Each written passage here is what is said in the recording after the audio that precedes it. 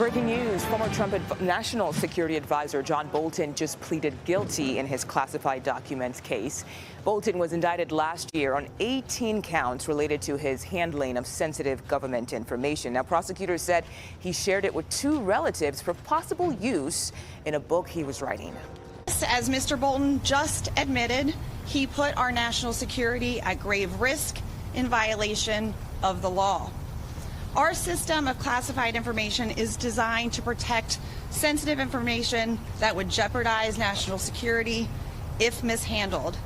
And the national defense information at issue in this case was classified at the highest classification level. CBS News legal contributor Jessica Levinson joins us live right now. Jessica, thanks for your time. Will this plea help him avoid prison time?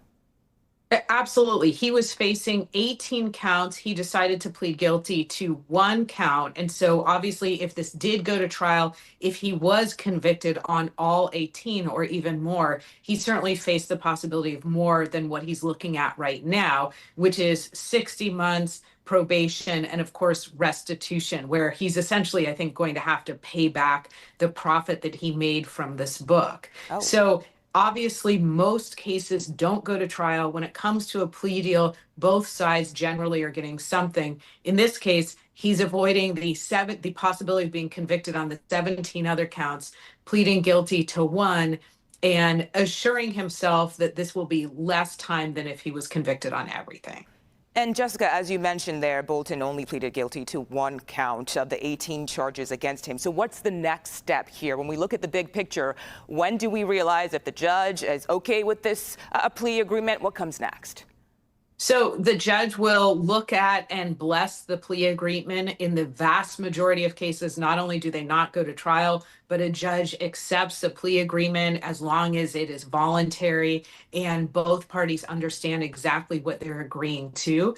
Then there will be a sentencing, and the judge is not going to do that this week, is my strong suspicion. We're talking about months, where both sides will submit sentencing memorandum and talk about why John Bolton will say that he should get the lowest amount and no prison time.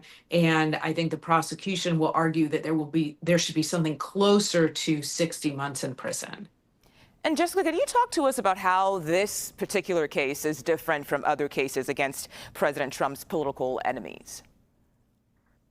I think this is a really important question. And so, apologies, I don't know if I froze there, but the question goes to the idea that this investigation actually began during, and apologies, Mugo, I don't know if I it's fine. froze Keep there. going. Just keep going. It's totally fine.